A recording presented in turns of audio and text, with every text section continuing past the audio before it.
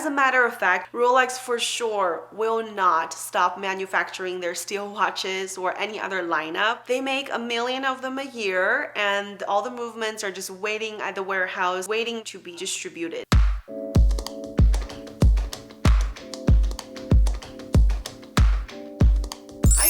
Welcome back to today's video. I wanted to sit down and chit chat with you guys because we are responsible, because we are luxury shoppers. We contribute to this whole market. Have you guys walk through with me what has changed since pandemic hit and all of our shopping behaviors has changed, as well as the brand's approach to how they sell their products to us. As in the last 2 videos when I filmed how brands are not letting you know what they're going to sell to you, the so-called Hermes games nowadays, some of their iconic products. So I have received a lot of feedbacks on these topics from you guys. So I just really wanted to make an extension on this topic because I think we're all affected by it in some way. So today I wanted to talk about how, brands have changed before pandemic, during pandemic, and after the pandemic, which now we're in the post-pandemic era. The whole pandemic has lasted almost 2 years.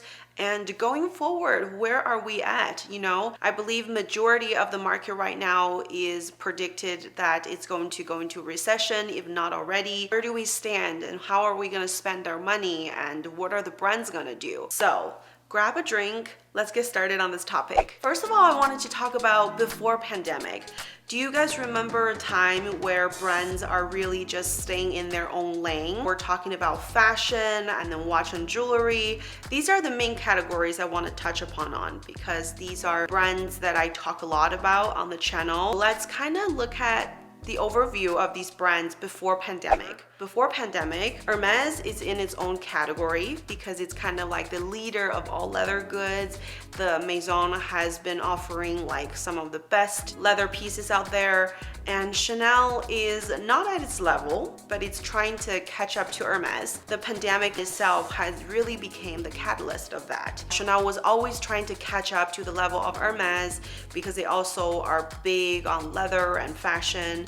However, they didn't really have the opportunity to. So when the pandemic happened, Chanel really took the opportunity to catch up with their price increases. It broke historic record. Because my channel started sometime later in 2019, right before the outbreak, I was, sharing news about Chanel, and I just remember the prices were still somewhat affordable in the range where we became comfortable spending that kind of money on their classic flaps. So we were looking at, $4,500 or $5,000 for the, most wanted size, which is a medium classic flap, until pandemic broke out and people started shopping even more. So the brand totally picked up on that, and they have decided to re-strategize their whole entire organization, meaning putting their emphasis on the hero products and making it its own category for us to chase after. If you wanted to buy any brand new classic flaps right now, each person is only allowed to purchase 2 bags in their profile. And the medium sizes are priced at $8,800, now maybe even $9,000.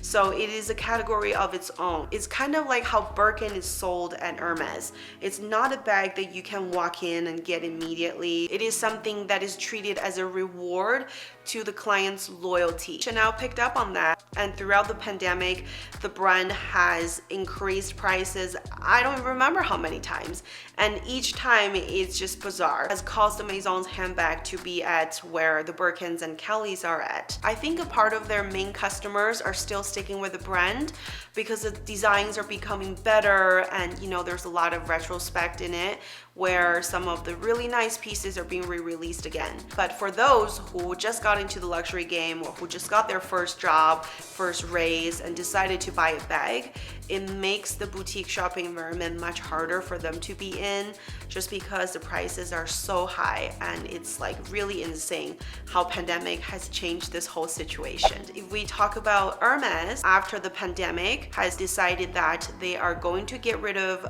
wait lists on some of their really popular entry-level bags like the Picotin, like the Mini Evelyn, that people have been dying to get their hands on, because at the end of the day, those bags are not quote quota bags, and the only quota bags they are offering is still the B, K, and the C, Birkin, Kelly, and Constance. So the minis are still very, very hard to get a hold of, and in order to compete with the changes that the other brands are making, Hermes has decided to remove the wait list, and it becomes like a first come, first serve base. So, you know, you just have to show up at the boutique more often than before in order to score still a non-quota bag, because on the daily they don't have 200 of them laying around. They might have just 5, they might have 7 that are just waiting to be sold throughout the day, and every day it changes. By the way, if you're interested in contents like this, make sure you subscribe to the channel. And Louis Vuitton is more of the fast-paced fashion in this case study, just because their price points for their pieces are much lower, more at the entry level, and the desirability is very high compared to Hermes and Chanel. And obviously there are other brands that's in the same category, but I just think Louis Vuitton is really worth being pinpointed, as their product lineup is forever expanding, and now they offer things that is even home goods. It's just so much more in touch with what people actually can use in their daily life. So customers find it more relatable, therefore they're spending more money into Louis Vuitton as a brand as well. It's inevitable that during the pandemic, a lot of the brands have decided to use this opportunity to adjust the prices of their products, and their reason is due to inflation of goods. For a fact, we know because of the logistical reasons, a lot of things have been held up. In turn, it cost a lot of inflations in like our, you know, daily in our daily usage, in our daily consumer goods. But for luxury, I truly don't think, you know, it's impacted them that much that they have to increase the price. So they ultimately just use that as an excuse to adjust their price points. So I believe overall the whole luxury industry has thrived, you know, during the pandemic. And now they have to really face the new reality, which post-pandemic, everybody is poorer due to, you know, the unlimited spending they had allowed themselves to do because of the lockdown at home. Brands are aware that, you know, economy recession is coming, and they are ready and be adapt to what's gonna come next. So I think the pandemic is truly, like I said, the catalyst to price increases, to all the brand strategy changes. And even Chanel right now, I don't think they have wait lists on anything or pre-orders, because that was how it used to be.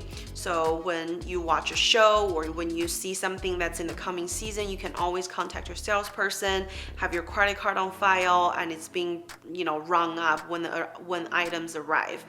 And nowadays it's really just a walk-in, first come, first serve base. And I was like, wow, I'm surprised to see how many really popular small leather goods and the vanities are available in the store. And the salesperson just said it's because we received a really big shipment yesterday, so it's gonna get sold out, but we don't back order anything. You buy what you see, and that's pretty much it. There's no more conversation that goes into, oh, if you're interested in this, I'm willing to take down your credit card. So that whole behavior has pretty much vanished in the world of Chanel, and it's very interesting to see. So you just have to visit the store more often for things you wanted to buy, which to me is basically not how I shop. I like to, you know, gather information and then look at what's being offered. If it's something new, maybe I'll have interest. But for the most part, I'm trying to stay out of the game just because it's so much harder to keep up, and I struggle even getting a few pieces, you know, from their previous collection that I really liked. Like it's like a pair of shoes. It's not even a handbag that everybody wants, and it's even that harder to get. So that's just very unfortunate, but I think overall we're all adapting to this new approach to how brands sell things, and eventually everyone just gonna, you know, adapt to it and be okay with it. And in terms of watch and jewelry, I'll use Rolex as an example because most of us ladies, we're interested in fashion watches and not so much the horological side of the watch business. But I am a watch and jewelry insider, so I definitely want to share with you guys what I have heard and what I have witnessed. Before pandemic, Rolex is a very desirable brand and everybody just loves buying a Rolex, or at least have one Rolex in their collection. So it's just Rolex in general, whatever people can afford, which are mostly the steel watches. They're doing very, very well. It's a symbol of, Swiss watchmaking. It's just very popular. And throughout the pandemic period, Rolex has decided that they don't want to put out as many watches as they did before because on the secondary market, people are just, are willing to pay the premium of a steel watch just because the store is not selling it right when you walk in. Brands begin putting more emphasis on relationships as a part of their selling strategy, or less is more. So you just have to buy other products around it in order to get the one product that you like. In turn, makes them a lot more revenues. So Rolex hasn't really changed too much, I want to say, because they had previously been slowly removing some of their hot pieces, so it becomes inquirable. So when you walk in, you can ask about it, and if you want to buy some of the unpopular ones, they'll consider you for that piece you really want. And during pandemic, I believe the brand just picked up even more because people wanted their steel watches, and for some reason, maybe it is, press or media or some other information has made people think that it's really hard to get your hands on a steel watch, and maybe Rolex will stop manufacturing it. So that has caused a lot of people to freak out and start looking for that one Rolex watch they want. So a lot of times it's the sports models, it's the chronograph, their Daytona or Mariners, and etc. So that became quite a phenomenon because secondary market, you will pay sometimes almost double the price as the retail price, if not more. And after the pandemic, I believe the brand didn't really move too much. They're still doing the same thing. If you ever walk nearby a Rolex store, you can pretty much see in the window it's for display only, it's not for sale.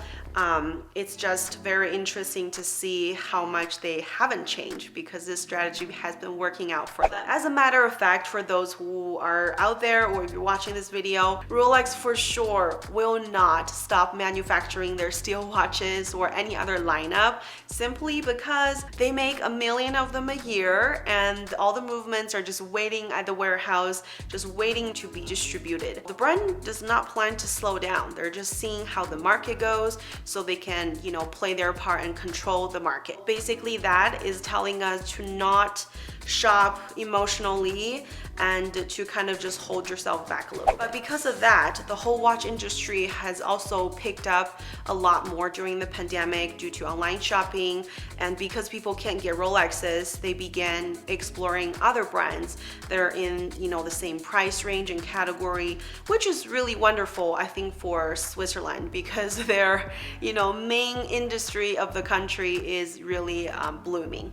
So nonetheless, I didn't want to go into too many more details, but these are definitely the things that I have observed that's been happening and the facts about what has really changed, with the whole pandemic shopping. I definitely wanted to hear your opinion as to where do you think, the brands are gonna do in the future. Do you have something on your wish list that you still hasn't fulfilled? Let me know in the comment section below. I look forward to hearing more from you guys, and I'll talk to you in the next video. Take care, guys. Bye.